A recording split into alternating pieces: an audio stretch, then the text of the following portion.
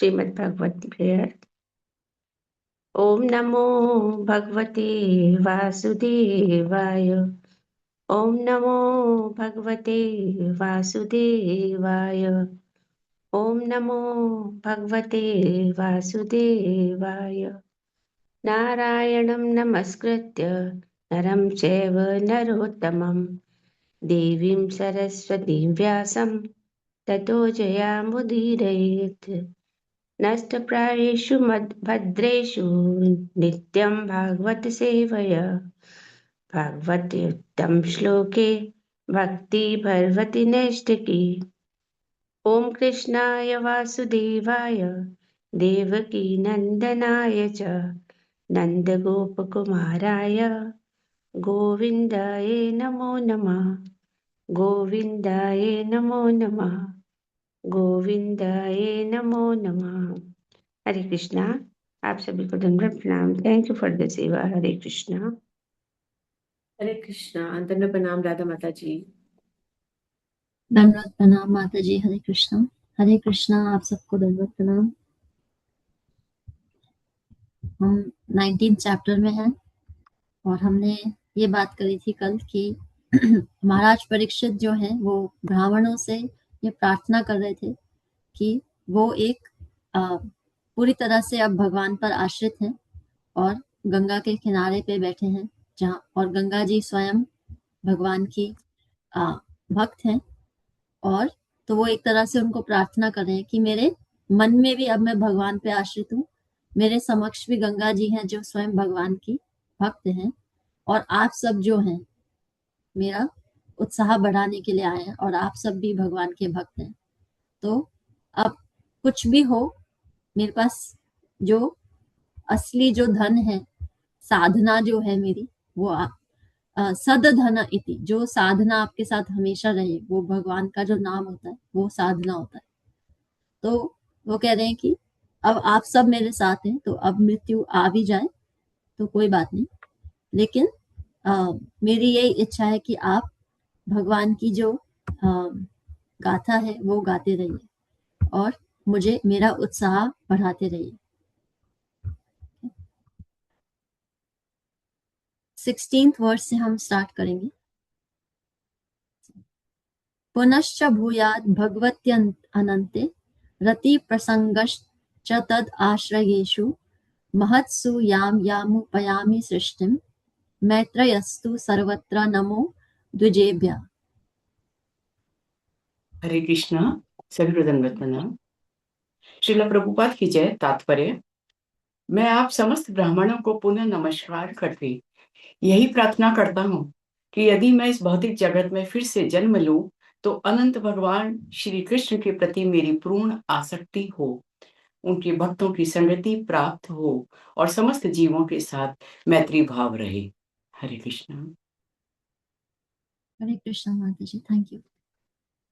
तो अब वो ब्राह्मणों से प्रार्थना कर रहे हैं कि अगर दोबारा मेरा जन्म हो इस भौतिक जगत में, तो तब भी मैं भगवान के प्रति पूर्ण आसक्त रहूं और उनकी भक्तों की संग में रहूं और हर जीव से एक मैत्री भाव रख सकूं।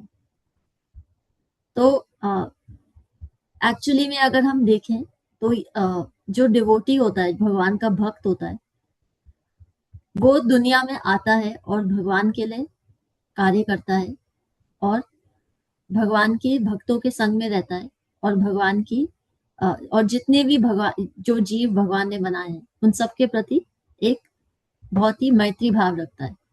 तो कहने का मतलब है कि जो भक्त होता है वो ही सबसे परफेक्ट होता है। जैसे कि महाराज परीक्षित यहाँ पे एक्सप्लेन कर रहे हैं, जो भक्त होता है उसका कोई दुश्मन नहीं होता, लेकिन भक्त की तरफ से कोई दुश्मनी नहीं होती, लेकिन लोगों की तरफ से भक्त के प्रति दुश्मनी हो सकती है। और इसीलिए जो भगवान के भक्त होते हैं, भगवान भी यही कहते हैं कि जब हम प्रीच करते हैं या भगवान का ज्ञान किसी से शेयर करते हैं तो हमें उनसे नहीं शेयर करना चाहिए जो भगवान के प्रति एक गलत भाव रखते हैं। इसीलिए वो प्रार्थना कर रहे हैं कि ऑफ कोर्स उनकी इच्छा है कि वो भगवान के धाम को प्राप्त हो, पर वो यहाँ पे ये सोच रहे हैं कि अगर मेरे साथ ऐसा नहीं होना, अगर सपोज भगवान का कोई और प्लान है, तो मुझे वापस ऐसी परिस्थितियों में जन्म मिले कि मैं भगवान के साथ जुड़ा रहूं और उनके भक्तों के साथ जुड़ा रहूं, और उसी भाव से मैं सबके साथ एक अच्छा रिलेशनशिप बना के रख पाऊंगा। सो हम नेक्स्ट वर्स पे जाएंगे, 17। इति स्म राजा ध्यवसाय युक्तः प्राचीनमूलेषु कुशेषु धीरः उदन्मखो दक्षिणाकुल अस्ते समुद्रपत्न्या स्वसुप्त न्यस्तभारः। पूर्ण आत्मसंयम से महाराज परीक्षित पूर्वाभिमुख जड़ों वाले कुशों के बने हुए गंगा के दक्षिण तट पर रखे आसन पर बैठ गए और उन्होंने अपना मुख उत्तर की ओर कर लिया। इसके पूर्व उन्होंने अपने साम्राज्य का समस्त भार अपने पुत्र को सौंप दिया था। हरे कृष्ण। थैंक यू माता जी। तो महाराज परीक्षित ने अपना राज्य जो है अपने पुत्र जन्मजय को सौंप दिया था, और यहाँ पे ऐसे बताया जा रहा है कि ऑल्दो ऐसी परिस्थिति थी कि उनको बाहरी रूप से ऐसे लग सकता है कि उनको श्राप मिला है और अब देखो उनकी मृत्यु होने वाली है, लेकिन यहाँ पे भागवतम हमें क्या बता रही है कि जब भगवान कोई ऐसी ऊपर से विपरीत दिखने वाली परिस्थिति क्रिएट करते हैं, जब वो भगवान की इच्छा से क्रिएट होती है, तो भगवान उसमें ऐसी सिचुएशन क्रिएट कर देते हैं कि सब हर तरफ से आपको एक तरह से सपोर्ट मिलता है। तो यहाँ पे जैसे कहा जा रहा है कि वो गंगा के किनारे बैठे हुए हैं और एक जो कुशा घास होती है उसके मैट पे उसके मैट पे बैठे हुए हैं। तो एक तरफ से हर तरफ जो कुशा जो घास होती है वो भी एक तरह से बहुत शुभ मानी गई है। गंगा जी शुभ हैं और उनके साथ ऋषिगण हैं और वो उत्तर दिशा में मुख रख के बैठे हैं। तो हर प्रकार से वो उनके आसपास जो माहौल है और उनके शरीर का जो प्लेसमेंट है इस समय वो बहुत ही ऑस्पिशियस है, बहुत ही शुभ है। और हर तरफ से, और उन्होंने अपना राज्य जो है वो अपने पुत्र को सौंप दिया है। तो ऐसी परिस्थिति में भी जो बाहरी रूप से एक बहुत घोर विपत्ति के रूप में नजर आ रही है, भगवान ने ऐसी परिस्थिति, लेकिन क्योंकि महाराज परीक्षित ने उसको इतने अच्छे से स्वीकार कर लिया है कि जो जो वहां सिचुएशन अब बन गई है वो अपने आप में एक शुभ परिस्थिति बन गई है। 18 एवं च तस्मिन् नरदेव देवे प्रायोपविष्टे दिवि देव संगः प्रशस्य भूमौ व्यकिरन् प्रसूनैर् मुदा मुहुर्दुन्दुभयश्च नेदु। इस प्रकार महाराज परीक्षित आमरण उपवास करने हेतु बैठ गए। स्वर्गलोक के समस्त देवता राजा के इस कार्य की प्रशंसा करने लगे और हर्ष विभोर होकर पृथ्वी पर निरंतर पुष्प वर्षा करने लगे तथा दैवी नगाड़े बजने लगे। हरे कृष्ण। तो जब महाभारत की पूरी स्टोरी आती है तो उसमें बहुत सारी ऐसी सिचुएशंस बताई जाती हैं जब पांडवों का स्वर्ग में जो इंद्र और पूरा जो कैबिनेट है भगवान का, उनसे वार्तालाप आम बात होती है जब महाभारत की स्टोरी आती है। तो यहाँ पे भी यही बताया जा रहा है कि महाराज परीक्षित के समय तक ऐसा पॉसिबल था कि एक ग्रह से दूसरे ग्रह तक बात हो सकती थी। और जब महाराज परीक्षित ने ये प्रण लिया कि वो मृत्यु तक व्रत रखेंगे, तो जो भी देवी देवता थे वो इस बात को सुनकर बहुत प्रसन्न हुए। वो क्यों प्रसन्न हुए? क्योंकि जो देवी देवता होते हैं वो भी स्वयं भगवान के ही अंश होते हैं। उनको जो फैसिलिटी मिलती है वो हमारे से सुपीरियर मिलती है, हमारे से मतलब इंसानों से बेटर मिलती है। तो जब उनको मालूम चलता है कि उनके जो बॉस हैं भगवान, उनका कोई भक्त है धरती पे जो इतना भगवान की तरफ आसक्त है और भगवान से इतना प्रेम रखता है, तो वो ऐसी परिस्थितियों को देख के बहुत प्रसन्न होते हैं। तो जब उनको पता चला कि महाराज परीक्षित ने ऐसा प्रण लिया है और वो भगवान पर पूरा ध्यान केंद्रित कर रहे हैं, तो उनको देवी देवताओं को बहुत प्रसन्नता हुई, क्योंकि वो इस बात से भी प्रसन्न थे कि भगवान का भक्त है और उसके अब वो भगवान के धाम वापस जा रहा है। और इसीलिए जो देवी देवता होते हैं वो एक भक्त के सहयोग करते हैं अगर वो भगवान तक जाने में इंटरेस्टेड होता है। और इसीलिए एक चेन होती है, जैसे प्राइम मिनिस्टर है, फिर कैबिनेट है और फिर जनता है, तो उसी प्रकार भगवान है, देवी देवता है और फिर मानव और बाकी सारे जीव हैं। तो एक प्रकार से जब कोई भक्त होता है भगवान का मानव जीवन में, तो उसको हर प्रकार से जो आदि दैविक शक्तियां हैं वो सहयोग करती हैं कि वो भगवान तक पहुंच सके।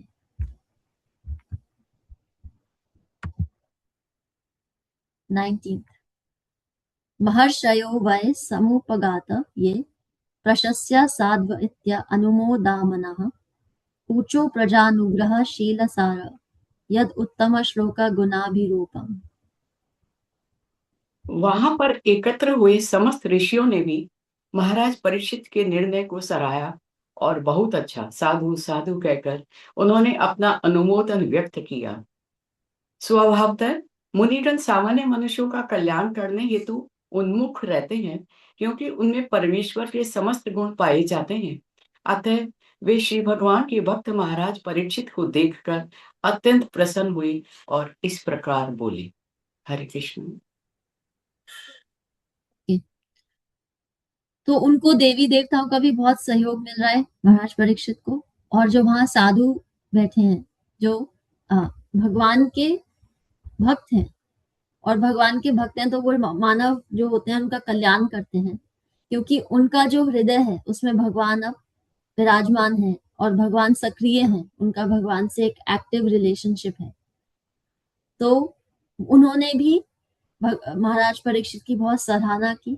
और एक तरह से यहाँ पे कहा जा रहा है कि भक्ति जो होती है वो इतनी शुभदायी होती है कि देवी देवता हो, कोई मुनि हो, कोई ऋषि हो, भगवान स्वयं हो, वो भक्त से प्रसन्न हो जाते हैं। और इसीलिए जो भक्त होता है उसको हर परिस्थिति में हर चीज शुभ नजर आती है, क्योंकि उसको हर प्रकार से सहयोग देने के लिए भगवान कोई ना कोई अरेंजमेंट कर देते हैं। तो एक तरह से उनको श्राप मिला है, लेकिन इतने सारे ब्राह्मणों का दर्शन करना, देवी देवताओं का सहयोग मिलना, वो एक तरह से उनके जीवन का सबसे बड़ी उपलब्धि बन गई उनके मृत्यु काल के नजदीक। 20 न वा इदं राजऋषि वर्य चित्रम भवत्सु कृष्णं समानुव्रतेषु ये ध्यासनं राजा किरीटा दुष्टम सद्यो जहुर भगवत पार्श्व कामः। मुनियों ने कहा, हे भगवान, श्री कृष्ण की परंपरा का पालन करने वाले पांडुवंशी राजवंशियों के प्रमुख, यह तनिक भी आश्चर्यजनक नहीं है कि आप अपना वह सिंहासन जो अनेक राजाओं के मुकुटों से सुशोभित है, श्री भगवान का नित्य सानिध्य प्राप्त करने हेतु त्याग रहे हैं। हरे कृष्ण। थैंक यू माता जी। तो जो वो ब्राह्मण इकट्ठे हुए थे उन्होंने महाराज परीक्षित से कहा कि आप स्वयं भगवान कृष्ण के परिवार में ही हैं, क्योंकि भगवान उनके पांडवों के कजिन थे। तो अब वो उनसे ये कह रहे हैं कि आप तो भगवान कृष्ण के इतने प्रिय हैं, इतने नजदीक हैं, तो इसमें कोई बड़ी बात नहीं है कि आपने अपना राज्य अपने पुत्र को सौंप दिया। और आपके राज्य के जो पूर्वज रह चुके हैं, अगर हमें याद हो जब हमने 15th चैप्टर पढ़ा था और 16th चैप्टर, तो उसमें पांडव जो थे वो भी जब उनको पता चला कि भगवान कृष्ण की लीला समाप्त हो गई है, तो उन्होंने भी सब कुछ त्याग दिया था और वो हिमालय की तरफ चले गए थे। तो महाराज परीक्षित को भी वो यही कह रहे हैं कि आपके पूर्वज भी ऐसे थे, उनको भी ऐसा कोई अपनी राजगद्दी से कोई इतना अटैचमेंट नहीं था कि वो कोई मरते दम तक उसके साथ लगे रहे कि नहीं नहीं हम राजा हैं, हम ही राज्य संभालेंगे। तो आप भी उन्हीं पूर्वजों के वंशज हो और स्वयं भगवान कृष्ण आपके सगे संबंधी रह चुके हैं। तो ऐसी कोई अचंभित करने वाली बात नहीं है कि आपने अपनी राजगद्दी त्याग दी और भगवान के धाम के लिए, भगवान के साथ रहने के लिए आप सब कुछ त्यागने के लिए तैयार हैं। माता जी, हम फर्स्ट पैराग्राफ पढ़ेंगे, आप प्लीज रीड कर दीजिए।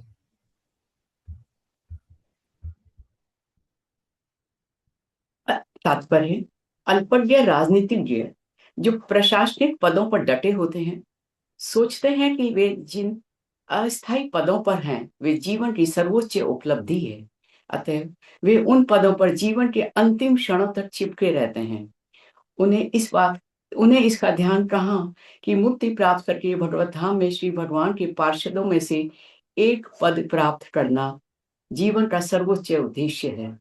मनुष्य जन्म इसी के लिए मिला है। श्री भगवान ने श्रीमद् भगवत गीता में हमें कई बार आश्वस्त किया है कि सनातन भगवत धाम को प्राप्त होना सर्वोच्च उपलब्धि है। प्रहलाद महाराज ने भगवान नरसिंह से प्रार्थना करते हुए कहा, हे प्रभु, मैं जीवन की भौतिकवादी शैली से अत्यधिक भयभीत हूँ। मैं आपके इस भयावह नरसिंह देव रूप से तनिक भी भयभीत नहीं हूँ। यह भौतिकवादी जीवन शैली चक्की के पाठ के समान है जिसके द्वारा हम कुचले जा रहे हैं। हम जीवन की विकराल तरंगों के भयावह भंवर में गिर गए हैं। अतः हे भगवान, मैं आपके चरण कमलों में प्रार्थना करता हूँ कि आप मुझे सेवक के रूप में नित्य धाम में वापस बुला लें। यही इस भौतिकवादी जीवन शैली की सर्वोच्च मुक्ति है। मुझे इस भौतिकवादी जीवन का अत्यंत कटु अनुभव है। मैंने अपने कर्मों के वशीभूत होकर जिस जिस योनि में जन्म लिया है, मुझे दो बातों का पीड़ादायक अनुभव हुआ है: अपने प्रिय से विछोह तथा अवांछित से भेंट।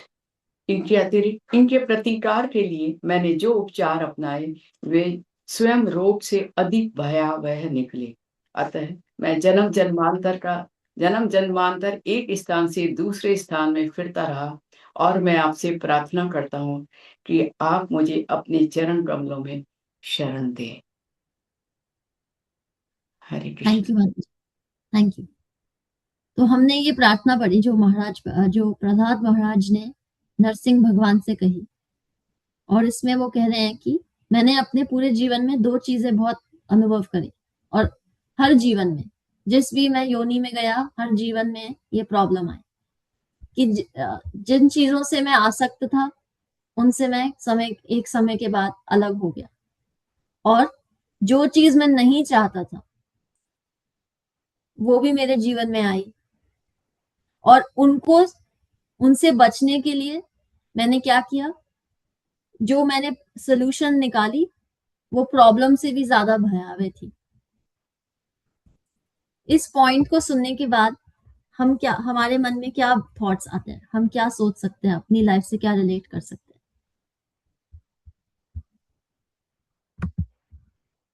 थोड़ा विरक्ति भाव लेके आए।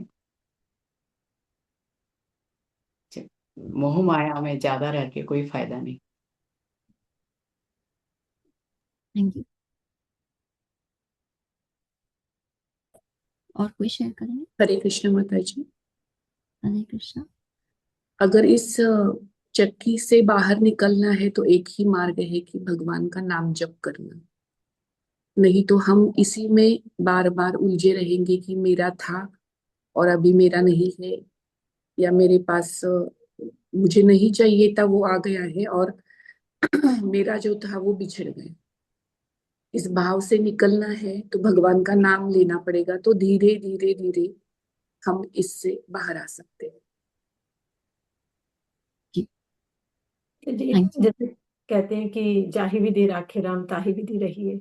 जबरदस्ती हम कुछ चीजों के लिए कोशिश करते हैं तो उनका जो रिजल्ट होता है विपरीत होता है। जो भगवान हमारे लिए सोचते हैं करते हैं वो ज्यादा सही रहता है। तो हमें अननेसेसरीली बहुत ज्यादा कोशिशें नहीं करनी चाहिए, इधर उधर ये चाहिए वो चाहिए। जिस विधि में जिस हाल में भगवान रखें उसी में खुश रहना चाहिए। थैंक यू माता जी, वेरी नाइस। यहाँ पे Hare Krishna ma'am. Prahlad, sorry please, हाँ जी। हाँ, हरे कृष्ण माता जी। भगवान शायद, मुझे तो जो समझ में आ रहा है कि भगवान कठिनाई दे रहे हैं या परिस्थितियां हमारे अनुकूल नहीं बना रहे हैं, तो उसमें वो वही आग्रह कर रहे हैं कि भगवान के सन्मुख हो जाओ। भगवान हमसे चाह रहे हैं कि मेरे सन्मुख हो। वेरी नाइस माता जी, थैंक यू। हमारी हरे लाइफ में हमने हरे कृष्ण माता जी, धन्यवाद प्रणाम। हमने बस ये इस ग्रस्त में रह के हम ग्रस्त जीवन को छोड़ तो नहीं सकते, पर वो ये सब कुछ करते हुए भी मन में विरक्ति भाव रखें और उनका नाम जप करें। एक से निकला है। Very nice. तो यहाँ पे एक और लाइन कही जा रही है कि प्रहलाद महाराज कह रहे हैं कि प्रॉब्लम्स को सॉल्व करने के लिए मैंने जो उसके सोल्यूशन निकाले वो प्रॉब्लम से ज्यादा भयावह थे। इसका कोई एग्जांपल आप शेयर करेंगे, कोई भी?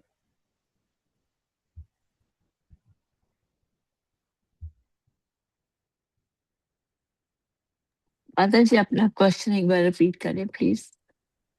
जी जी।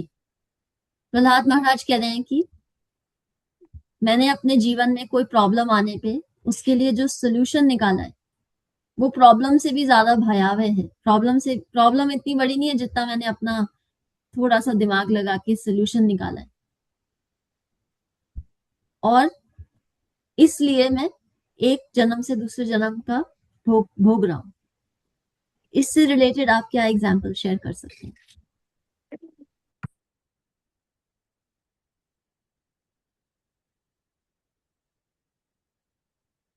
हरे कृष्ण माता जी, मैंने किसी से ये इंसिडेंट सुना है कि एक बार कोई इंसान बहुत बीमार था और मतलब बिल्कुल उनके कोई चांस ही नहीं था बचने का। लेकिन था वो इंसान इतना अच्छा कि उसके लिए सबने इतनी प्रेयर की कि मतलब सबको लग रहा था कि ये हमारी प्रेयर्स की वजह से भगवान ने हमारी बात सुन ली है और ये इंसान जिंदा रह रहा है। और वो 1 साल तक वो इंसान जिंदा रहा। लेकिन जिस तरीके से वो रहा, मतलब सबको फिर ये भी होने लग गया था कि ये भी कोई लाइफ नहीं है। मतलब इतनी प्रेयर हम ना ही करते, लेकिन मोह नहीं छूट रहा था तो उन्होंने उसके लिए बहुत प्रेयर्स की। मतलब सबको था कि कुछ जरूरत भी थी, एज भी ज्यादा नहीं थी। लेकिन बाद में सब कहने लगे कि ये जो 1 साल ये जिया है इंसान, मतलब ये भी कोई जीवन नहीं है। तो उल्टा हमने उनको दुख दिया है, उनको जिंदा रखे किसी तरीके से। तो मतलब जो भगवान ने चाहा हो उसके विरुद्ध भी हमें बहुत ज्यादा कोशिशें नहीं करनी चाहिए। एक टाइम पे आके एक्सेप्ट कर लेना चाहिए कि हाँ यही जीवन है और यही सत्य है। तो ये मैंने किसी से सुना हुआ है, बाकी ऐसी कोई एग्जाम्पल मुझे याद नहीं आ रही है। माता जी, मुझे कोई एग्जाम्पल तो नहीं ध्यान में आ रहा, बट एक क्वेश्चन है, कहाँ तक हमको ट्राई करना चाहिए किसी चीज को पाने का? और वो भी अगर नहीं मिल रही तो उसमें भी तो भगवान की मर्जी है। मतलब बार बार हम लोग ये डिस्कस करते हैं कि बहुत ज्यादा ट्राई नहीं करो, तो ये बहुत बहुत सब्जेक्टिव है। समटाइम्स यू स्टार्ट फीलिंग कि डिड यू गिव योर 100%? तो ये संशय भी मन में आता है कि क्या एफर्ट ही नहीं करना चाहिए? तो वो कहाँ, मतलब आप चाहे आप भगवान को समर्पित करके कर रहे हो, तो ये बहुत ही एक फाइन लाइन है जो कई बार बहुत हेज होती है कि क्या ये भगवान का डिसीजन है या हम जेन्युइनली उसमें 100% एफर्ट ही नहीं डाल रहे हैं। तो उसके बारे में आप क्या कहेंगे माता जी? How would you clear that? जी, थैंक यू माता जी, एंड थैंक यू संजय माता जी, बहुत अच्छी आपने थॉट शेयर करी। एंड उसके लिए आई थिंक यही बात है कि जब भी हम भगवान से कुछ मांगते हैं जो हमारी आइज में मांगना स्वाभाविक है कि नहीं नहीं ये तो हमें एब्सोल्युटली मांगना ही चाहिए, हमें हमारा राइट बनता है मांगने का, तो हमें मांगते समय ये भी कहना चाहिए भगवान से कि अगर आपकी इच्छा हो तो।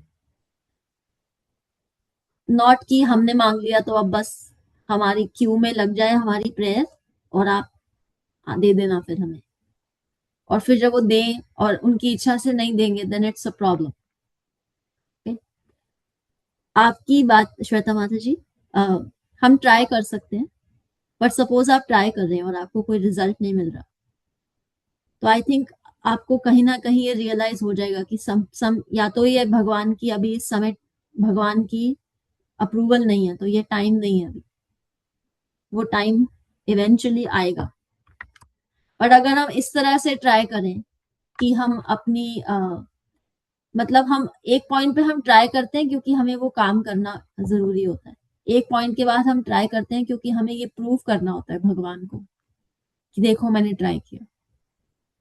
There is a fine difference. एक पॉइंट तक हम कोशिश करते हैं और एक पॉइंट के बाद हम भगवान को दिखाते हैं कि ठीक है, आप मेरी हेल्प नहीं कर सकते तो क्या हुआ, मैं तो अपनी हेल्प कर सकता हूँ। एंड फिर हम उसको जस्टिफाई कैसे करते हैं, कोशिश करने वाले की कभी हार नहीं होती, राइट।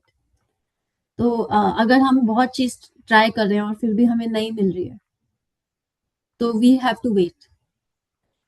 ये बहुत ऐसे लग सकता है कि पॉपुलर ओपिनियन के खिलाफ जा रही है ये बात कि वेट भला कौन करता है, वो भी आजकल के जमाने में एक स्वाइप करके तो आपको सब मिल जाता है।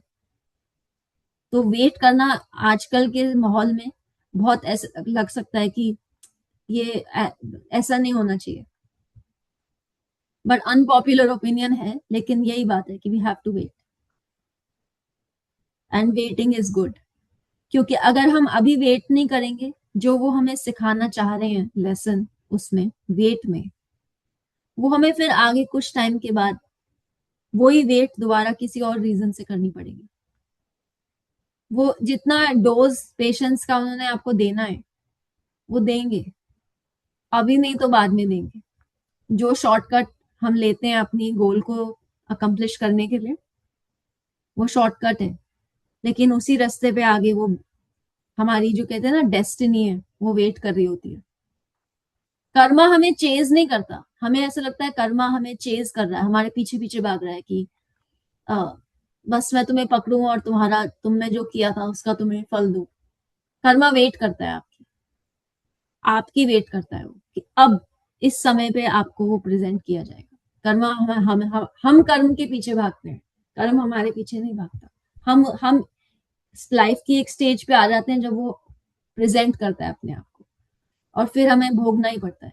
कई बार हम किसी बहुत डिफिकल्ट एक्सपीरियंस से जाते हैं तो हमें बाद में हम खुद ही सोचते हैं कि वो हमें हमारा भोगना था ही, वो एक्सपीरियंस कोई चॉइस नहीं थी, पर हमें भोगना ही था। चाहे हमें कोई बॉडी पेन हो, कोई और कोई डिफिकल्टी हो, कोई भी प्रॉब्लम हो, so it's like that. Thank you. तो प्रहलाद महाराज की जो ये प्रार्थना है, इसका हमें थोड़ा ध्यान रखना चाहिए। और अगर आज आपके पास टाइम हो तो आप दोबारा इस तात्पर्य का जो फर्स्ट पैराग्राफ है, उसे प्रहलाद महाराज की जो प्रेयर है उसे प्लीज रीड कीजिएगा। और कल जो हमने होमवर्क दिया था वो किस किस ने कंप्लीट किया, प्लीज हैंड रेज कर दीजिए।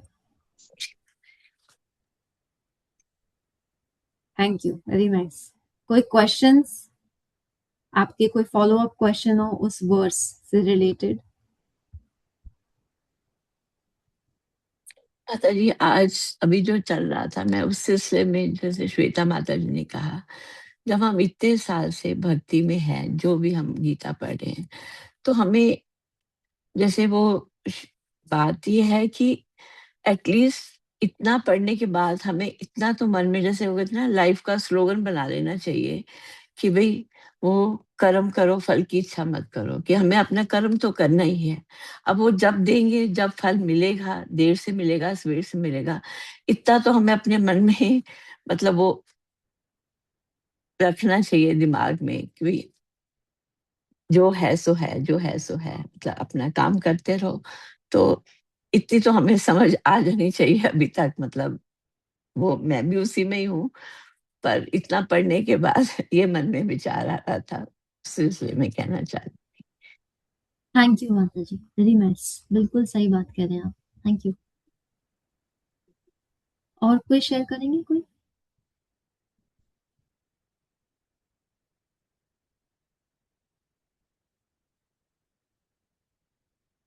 ओके, तो हम यहाँ स्टॉप करेंगे। सुनीता माता जी, आप कुछ बोल रहे हैं, आप म्यूट पे हैं। सॉरी माता जी, मैं कल 29 पढ़ा था, उसके बाद 30th भी नेक्स्ट पढ़ा था, अब मैं भूल रही हूँ, उसमें कुछ कुछ था, बड़ा कुछ कंफ्यूजिंग था, या पहले कुछ कह रहे हैं बाद में कुछ, मतलब मुझे आज पढ़ना पड़ेगा दोबारा, कल आपसे बात करूंगी इस सिलसिले में। जी जी, ओके, थैंक यू। कल आप पूछ लीजिएगा क्वेश्चन। Thank you. हम यहाँ स्टॉप करेंगे। कल हम वो सब इकट्ठे पढ़ सकते हैं और उसके बारे में डिस्कशन कर सकते हैं। ठीक है, 38 तो आज ओके, आपके आज के होमवर्क को आप सुनीता माता जी द्वारा समझिए। 9.38 वो आप रीड करेंगे और उसका तात्पर्य रीड करेंगे। और एक्चुअली में वो बहुत अच्छी वर्ड्स है, उसको बहुत अच्छे से हम डिस्कस कर सकते हैं। बहुत इम्पोर्टेंट भी है और बहुत मीनिंगफुल भी है हमारे लिए। Thank you. मंगल ध्वनि। की लर्निंग भी है शायद, आई थिंक की लर्निंग एंड मंगल ध्वनि।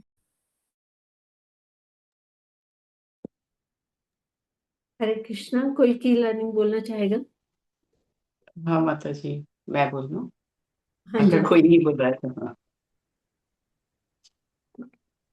बोल। हाँ जी माता जी, जरूर।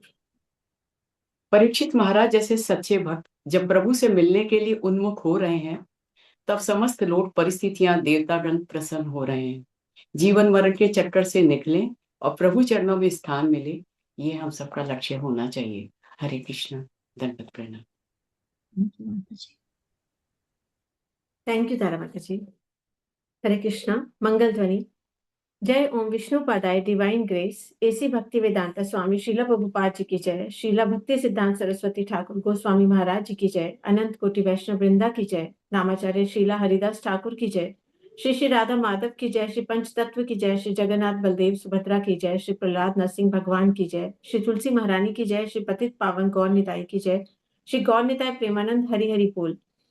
All glories to assembled devotees, Hari Hari बोल। श्री गुरु और गौरांगा की जय, हरि हरि बोल। श्रीला प्रभुपाद जी की जय, हरि हरि बोल। प्रेम से कहो श्री कृष्ण चैतन्य प्रभु नित्यानंदा, श्री अद्वैत गदाधारी शिवासादि गौर भक्त वृंदा की जय। राधा कृष्ण गोप गोपीनाथ राधा कुंड श्याम कुंड, गिरी गोवर्धन ब्रिज भूमि वृंदावन धाम, चंद्र उदय मायापुर नवदीप धाम की जय। गंगा माई यमुना माई की जय, राम सीता लक्ष्मण हनुमान जी की जय। ट्रांसीडेंटल बुक डिस्ट्रीब्यूशन की जय, महाप्रसादम की जय, हरिनाम संकीर्तन की जय। वांछा कल्पतरुभ्यश्च कृपा सिंधुभ्यश्च पतितानां पावनेभ्यो वैष्णवेभ्यो नमो नमः। हरे कृष्णा, दंड प्रणाम आप सबको। थैंक यू राधा माता जी, थैंक यू श्वेता माता जी, आप सभी को बहुत बहुत धन्यवाद। श्वेता माता जी, आप सेशन का एंड कर दोगे? श्योर माता जी। हरे कृष्णा, आप सभी के श्री चरणों में दंडवत प्रणाम। Let us all join our hands and pray to Krishna that we may serve the lotus feet of Krishna with utmost sincerity and devotion. Hare Krishna, Krishna Krishna, Hare Hare, Hare Ram, Ram Ram, Hare Hare. Let us do one round of chanting for all our loved ones who are yet to connect with Krishna, that they may soon connect with Krishna and start their spiritual journey. Hare Krishna, Krishna Krishna, Hare Hare, Hare Ram, Ram Ram, Hare Hare. Let us do one round of chanting for Vinny Mataji, that she may travel safe and that she may soon come to the class. Hare Krishna, Krishna Krishna, Hare Hare, Hare Ram, Ram Ram, Hare Hare. Thank you, Vinny Mataji, for giving me this opportunity to serve. Anybody celebrating any special days, birthdays or anniversaries today? नहीं? Thank you so much, everyone. Have a Krishna conscious day ahead. Hare Hare Krishna माता जी, आज जी. सोनिका माता जी की anniversary है। Okay. Let us all join our hands and pray to Krishna that Sonika Mataji and her Prabhuji stay in the lotus feet of Krishna forever and that they may, experience their marital bliss today and forever.